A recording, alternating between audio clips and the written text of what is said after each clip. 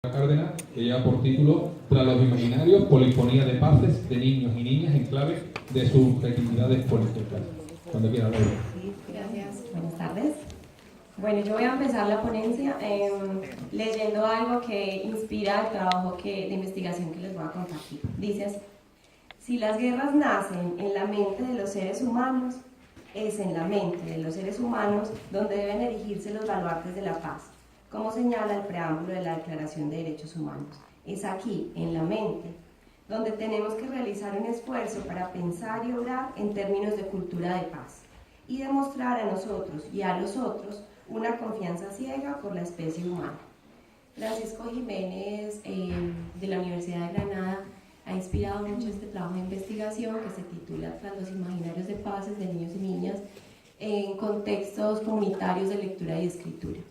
¿Cuál es el sentido de esta investigación? Ir detrás de esos procesos que han creado con los niños y las niñas en la zona nororiental de Medellín, Colombia. Es una zona que se compone por 4 comunas, las primeras 4 comunas de Medellín, muy afectadas y en su memoria muy marcada y muy ensañada la guerra de los años 80 de Medellín. Y de una generación de niños y niñas entre los 9 y los 13 años que han crecido en un contexto de violencias y de realidades sociales y familiares también muy complejas. Entonces, trabajamos con 8 niños y niñas que hacen parte de 3 organizaciones sociales, organizaciones creadas desde las bases, no financiadas por el Estado ni por el municipio, sino que parte pues como de una iniciativa social de líderes y lideresas de los sectores para impactar en los niños y las niñas. Entonces estas organizaciones se piensan procesos de lectura y escritura que vinculen la palabra y la oralidad, el vínculo afectivo con los niños y las niñas para transformar y para crear nuevas realidades sociales, ¿cierto? Entonces desde allí empezamos a acercarnos a esa propuesta de la paz. ¿Por qué hablamos de la paz? Ahora que ya en esta investigación hemos logrado comprender por qué el concepto de paz es la nueva perspectiva de la cual se está hablando, que se ha pluralizado la paz, gracias a diferentes autores y estudiosos pues, de este tema y que nos ha aportado mucho, pero también porque los niños y las niñas nos cuentan en esta investigación, podemos ir pasando por favor, Antonio, que la paz no es una. Y la paz no es el opuesto a la violencia, sino que es como lo primigenio. O sea, la paz ha estado antes que las guerras, ¿cierto? Y que más bien la violencia es la ausencia de la paz. Entonces, bueno, les voy a ir contando, pasamos por favor, porque ahí ya no tengo mucho espacio para contextualizar. Tenemos unas apuestas de esta investigación con el lenguaje, con la palabra y la literatura, y queremos también a través de esto reivindicar el lugar de las voces infantiles en esos procesos que se han acercado como a la paz en Colombia y que finalmente son creados y gestados desde el mundo adulto, social y político. Y que sabemos, pues muchas personas acá, que en nuestro país hubo un referendo al cual la mayoría de personas votó por el no, y que estos niños y niñas están generando unas nuevas realidades en sus territorios que no solamente son territorios de violencias, sino que también son de potencias, de habilidades, de capacidades, de afectos, de vínculos, en los cuales le han dicho que sí a las paces, ¿cierto? No a una sola paz, que es la que hemos venido conociendo a nivel mediático. Pasamos por esto. Entonces nosotros nos situamos en la pregunta por los imaginarios. Y el imaginario, entonces hay varios autores que nos han hablado pues, de Castoriadis, Jiménez, Canclini y varios autores que nos han dicho que el imaginario es social, pero también es personal y nace de lo íntimo. Entonces nos fuimos al imaginario porque cuando hablamos de lectura, escritura, oralidad, pues de literatura, sabemos que los niños y las niñas, que esta es la intuición de la investigación y en la cual nos encontramos de manera pues como muy positiva en el camino, que es desde ahí donde se gesta también la posibilidad de crear otros mundos posibles, ¿cierto? Otras realidades, a pesar de que el país diga que no a la paz y a las paces.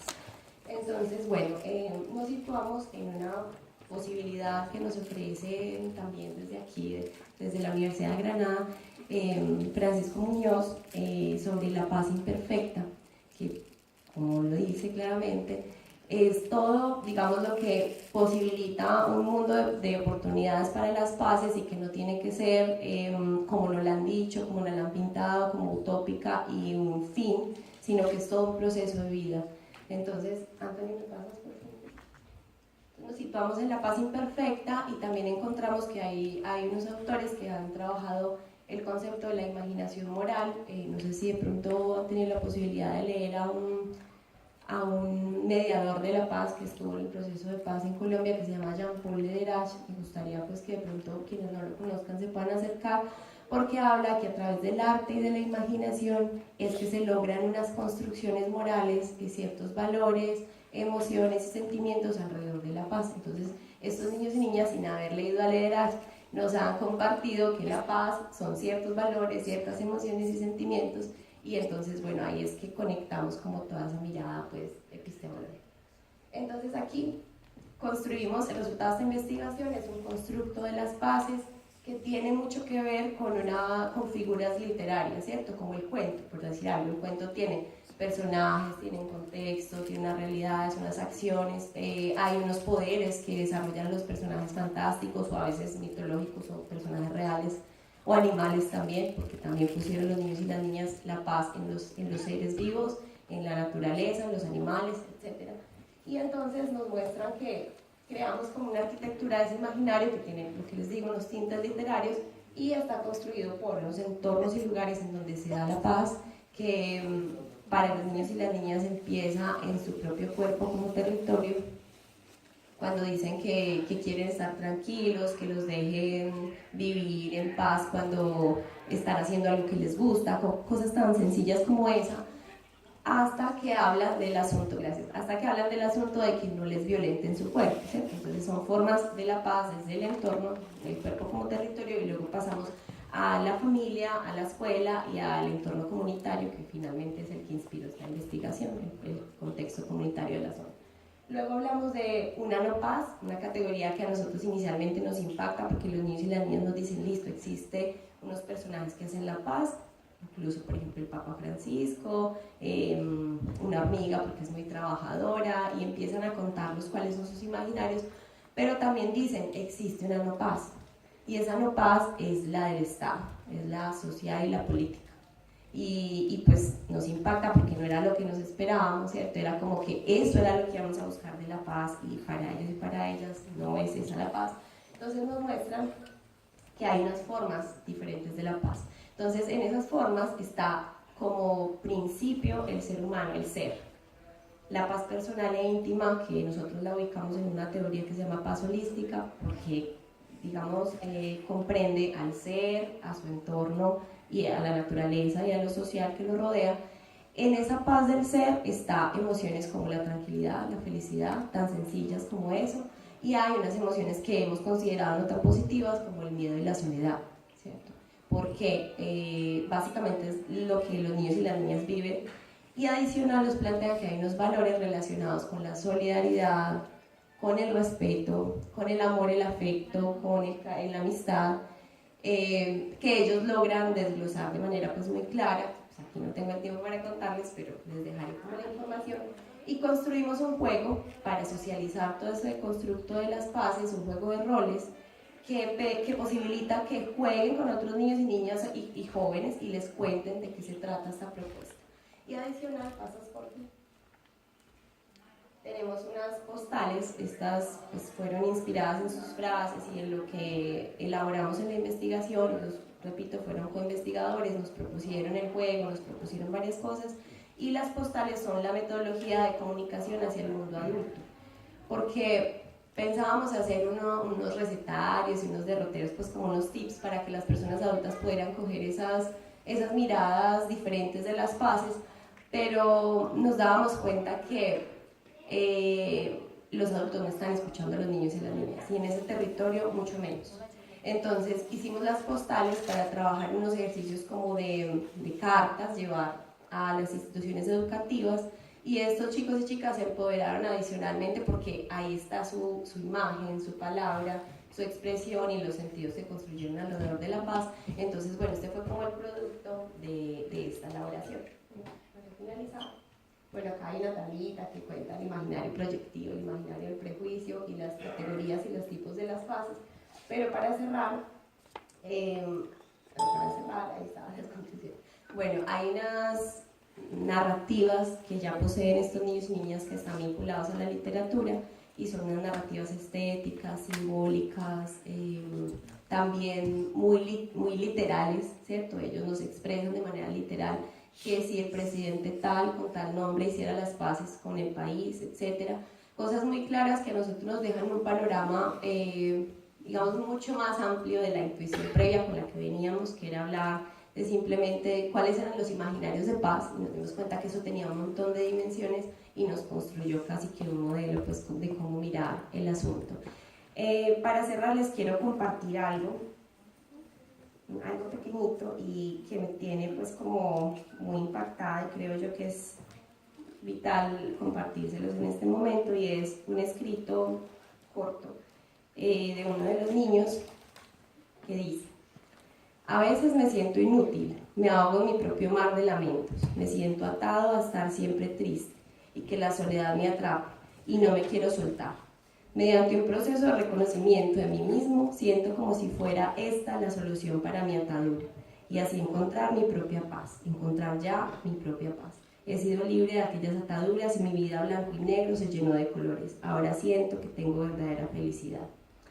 Esto fue una creación como un cadáver exquisito que hicimos con Andrés y Sara, dos chicos de la investigación, y lo comparto porque esto fue hace 6 meses y hace una semana antes de venir a este viaje, Andrés decide, pues, en un acto como un intento de suicidio, y está pues en este momento en un hospital mental de Antioquia. Entonces creo que eso me da como mis fuerzas para traer esta información acá, estas palabras, estos sentires, porque encuentro esta construcción y es casi que un escrito de un chico que tiene miedo de vivir y que está buscando eso, y cuando le hablamos de paz se aferra a eso y va a todos los talleres. Tiene 11 años y vive a una hora de donde hicimos los talleres y bajaban 2, 3 colectivos para llegar allá. Entonces también es como parte del proceso, inspira, convoca, y lo quería traer pues como a compartir con ustedes. Muchas gracias por la escucha. Muchas gracias, Laura, por esta bonita, pertinente y emotiva presentación. A continuación viene el embajador, el compañero Arturo José María Carvajal Prada, con la comunicación titulada Creencias irracionales en el constructo autoconcepto en la infancia. Tiene 10 minutos. Bueno,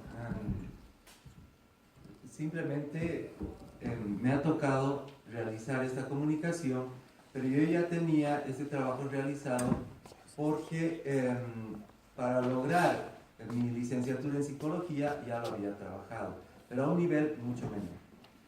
Por lo tanto, al hablar de creencias irracionales, estamos hablando de que este tipo de información le es pertinente a la niñez y adolescencia, porque estas son fases muy importantes en la vida. Son el paso para participar mucho más activamente en la sociedad y tomar decisiones. Para desenvolverse de una manera suficiente y buena, podemos ver aquí imágenes de cómo el niño va a pasar a ser un adolescente, y para que sea óptima su participación tendrá que, en buena medida, intervendrá la percepción que tenga de sí mismo. ¿Pero en percepción de sí mismo en qué aspectos? En lo académico, físico, social, emocional y familiar. Estas percepciones constituyen el autoconcepto de la persona, que puede verse influido por creencias irracionales, es decir, creencias absurdas y contraproducentes que puede perturbar al infante o adolescente e influir en la manera en la que se percibe.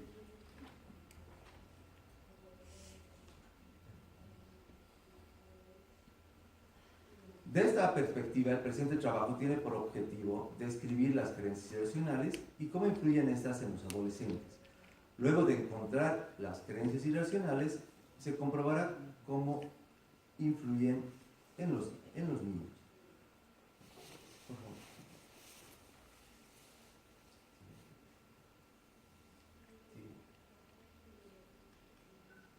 Una más. Ahí tenemos a las creencias irracionales. Estas creencias irracionales fueron creadas por la teoría racional emotiva de Albert Ellis. Aquí podemos ver su imagen y nos dice una cierta frase que él había escrito. Hay 3 frases que nos impiden avanzar. Tengo que hacerlo bien, me tienes que tratar bien y el mundo debe ser fácil. Lo que podemos encontrar ahí son unos deberías. Un debo hacerlo bien, debía hacerlo bien. Es decir, imperativos que son incongruentes e irracionales. Seguimos. Ahí podemos observar una imagen. Esta imagen que bien representaría a la persona que está ahí. Vemos a otra persona ingresando a un cuarto, la cual está entregando algo a esta otra persona, a la persona que está sentada. Lo que se está entregando es la creencia irracional. Sin embargo, para que esta persona proyecte dentro de sí la creencia irracional, tendrá ya otros postulados o creencias tras de sí que permitan que tome o no la decisión. Ahí vemos a estos otros 3 personajes que ejemplifican lo que es las 3 ideologías de la necesidad perturbadora que vamos a ir viendo. Las creencias irracionales son creencias absurdas, ideas irracionales y filosóficas que vienen en parte de la tendencia humana a ver el mundo algo deformado. ¿Cuándo recurrimos a una creencia irracional? Cuando la persona está angustiada, deprimida, abatida, culpable, hostil o perturbada.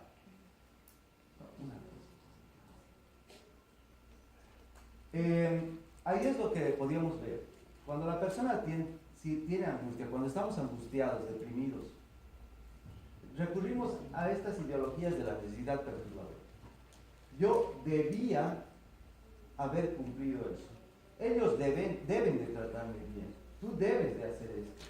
Ahí es donde podemos reflejar este mundo. Bueno, la irracionalidad. ¿Cuáles son las características? Primeramente, se caracterizan porque tienen tanto un factor cognitivo de pensamiento, otro por una emoción emocional y un comportamiento conductual.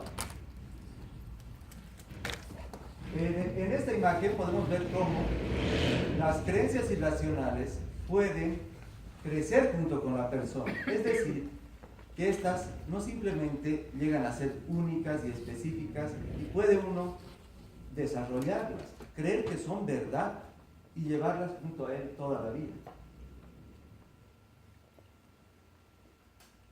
Las creencias irracionales son contraproducentes y autodestructivas.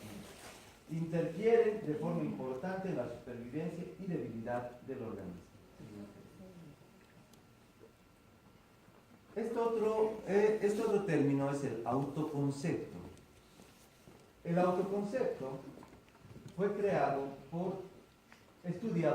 por Le Cuyer, como podemos ver en este título del libro, del concepto de sí mismo.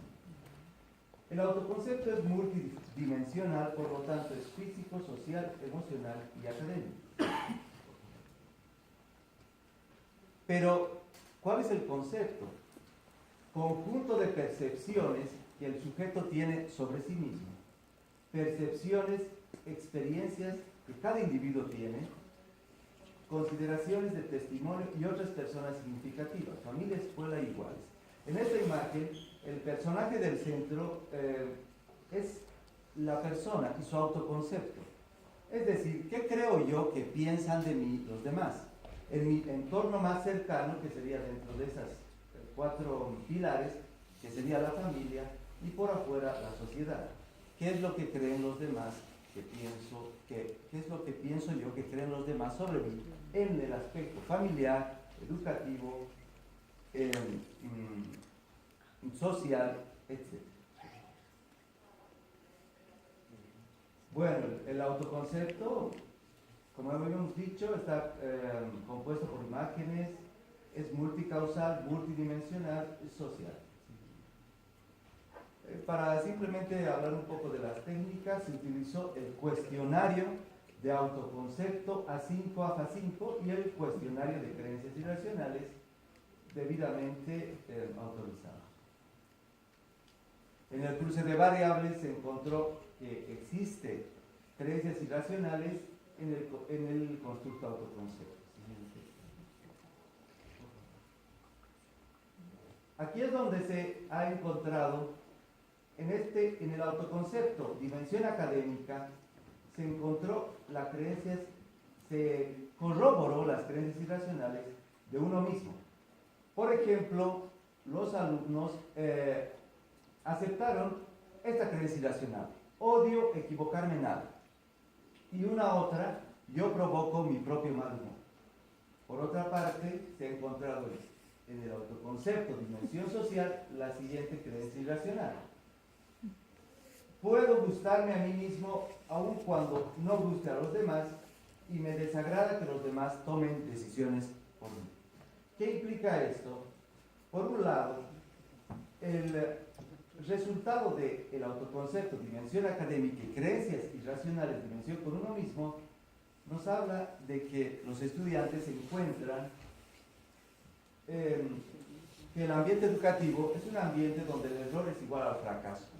El puntaje pudiera reflejar el valor que cada persona tuviera. El sistema educativo fomenta los estereotipos. Puede generar poca tolerancia a la frustración en la persona, puede generar ansiedad, un trastorno obsesivo-compulsivo, tensiones psíquicas, animadversión entre los estudiantes, sentimientos de ira que pueden llegar a un sentimiento de angustia. Por otro lado, el autoconcepto dimensión social y la creencia irracional con la dimensión por los demás dio por resultado: puede generar un trastorno antisocial de la personalidad en el alumno o estudiante, un trastorno narcisista de la personalidad y una carencia de empatía. Siguiente. Lo que queremos decir es que estas creencias irracionales en lo académico, por ejemplo, pudieran dar a entender que el alumno, aunque sea el mejor alumno, pudiera tener tras de sí ideas irracionales que le hicieron ser el mejor alumno. Por ejemplo, que no debe ser tonto, porque si saca una menor calificación, no valdría como persona. Esa es una creencia irracional, pero sin embargo estamos viendo a un alumno que es, ¿cómo se diría?, el mejor alumno de su clase. Entonces, ya hemos identificado los motivos por los cuales se podrían encontrar creencias irracionales en el autoconcepto. ¿Qué es lo que se puede recomendar? Hacer talleres con valores morales, familiares y sociales, construirles un buen autoconcepto, un proceso de enseñanza-aprendizaje, que trabajen con especialistas y difundir socialmente. Es muy fácil encontrar estas creencias irracionales y en el autoconcepto de la persona. Puede ser influido por su familia, pares, iguales. Sin embargo, es muy importante para la vida de la persona. Simplemente esto para terminar. En Japón tenemos el mejor sistema educativo que se puede encontrar en el mundo, uno de los mejores. Sin embargo, tienen la más alta incidencia de suicidios. Por lo tanto, esto se debe a que se está arrastrando este tipo de creencias irracionales en el autoconcepto de la persona y que cuando fracasan al ingresar a la universidad simplemente no tienen poca tolerancia a la frustración y puede suceder este tipo de actos. Bueno, muchas gracias por su atención. Sé que había un vídeo, pero hemos invertido 12 minutos, llevamos 12 minutos, ¿bien? Quiere decir, si sobrepasamos 2 minutos, al final los 6 habremos agotado los 15 minutos y hay que salir corriendo a los tubos, ¿vale? No pasa nada, pero aviso, ¿bien? Gracias Arturo también por esta interesante aportación y bueno, y ojalá que esos vídeos que se quedan ahí sin poner se pueda compartir a través de otro modo. Vamos a tener los correos electrónicos de los compañeros. Pasamos a continuación a la compañera Tatiana Montaña Ribeiro, que representa la Fundación Fuentes de Paz, lo digo bien, Asociación Fuentes de Paz. Y el título de su comunicación es el que veía ahí: participación de niños, niñas y adolescentes en el acuerdo final entre el Gobierno Nacional de Colombia y las FARC. Pues Tatiana, tienes también 10 minutos. Gracias. Bueno, yo les voy a contar rápidamente cómo fue el proceso de participación de niños, niñas y adolescentes dentro del proceso de paz, cómo llegaron las propuestas de los niños, niñas y adolescentes. Entonces, qué pena, perdón. Les voy a hacer rápidamente como un contexto, porque muchas veces todos sabemos Colombia está en guerra, Colombia ya está supuestamente en paz porque hizo el proceso de paz, pero no es verdad. Estamos en un posconflicto con las FARC, ya hay disidencias, o sea, estamos como que la envergadura de la guerra en Colombia trae muchas cosas hace mucho tiempo, llevamos más de 70 años en guerra. El acuerdo de las FARC se hace con la guerrilla más antigua, con 54 años de edad, con 12 gobiernos que puso realmente en jaque, y bueno, y finalmente se decide hacer porque hasta el momento se han tenido más de 8 millones de víctimas del conflicto, estas contadas desde el año, no se cuenta desde el principio de la guerra, sino se cuenta más o menos desde el año 80, entonces pues ahí tenemos 70 y finales de los 70, entonces tenemos 8 millones de víctimas, de los cuales el 30% son los niños y las niñas. Mal o bien contado, porque las cifras no son como tan claras, pero estamos entre el 29 y el 30% de las víctimas como niños, de los cuales hay más de 16.000 niños y niñas que fueron reclutados. Y de estos 16.000 niños y niñas reclutados, el 54% hasta agosto del 2016 fueron reclutados por las FARC. O sea, nuestros niños y nuestras niñas han sido víctimas importantes del conflicto. La anterior, ¿no? Espérenme. No, perdón. Entonces, ¿qué pasa?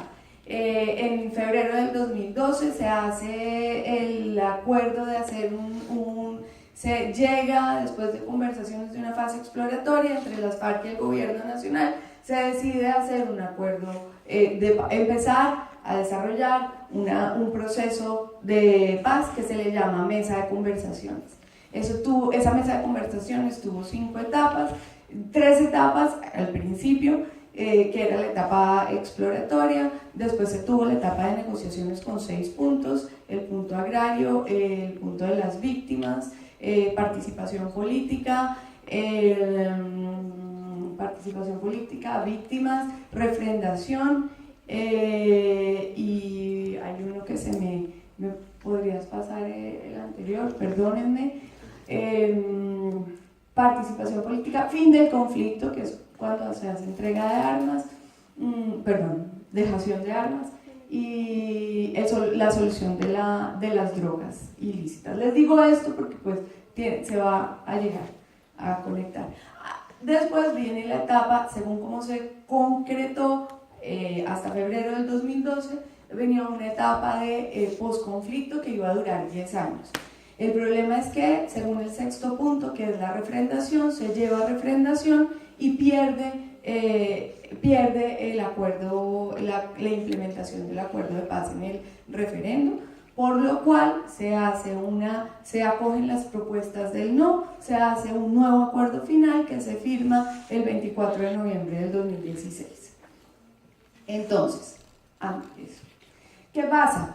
Que siendo el 30% de las víctimas, los niños y las niñas y adolescentes, no era posible, el acuerdo maneja una línea de participación donde cualquier ciudadano puede entregar una propuesta, pero a los niños y las niñas no habían sido movilizados. Hay una organización, que es la Organización de la Mano Roja, que hace un libro muy grande, un aporte que a mí me parece bien importante, emocional, para las delegaciones, donde le cuenta qué es la paz y qué es la guerra para los niños y niñas. Nosotros decidimos que con nuestra metodología se desarrollara un proceso para que los niños y las niñas llevaran propuestas concretas. Nuestra metodología trabaja para que los niños y las niñas, a través del juego y el arte, lleguen a proyectos específicos. Entonces, eso fue lo que hicimos. Nos fuimos a 10 territorios colombianos. A los 10 territorios intentamos elegir, encontrar pues todas las partes del territorio colombiano, poder pasar por todas las regiones e ir a los municipios que han sido de los municipios con mayor cantidad de víctimas y específicamente niños y niñas. Llegamos a 614 niños y niñas y logramos guiar a los niños, niñas y adolescentes para que desarrollaran 200 propuestas de paz que se desarrollaron para 4 de los 6 puntos. Digamos que los niños no llegan a participación política y tampoco llegan al punto final, que es el de referendación y evaluación e implementación del proceso.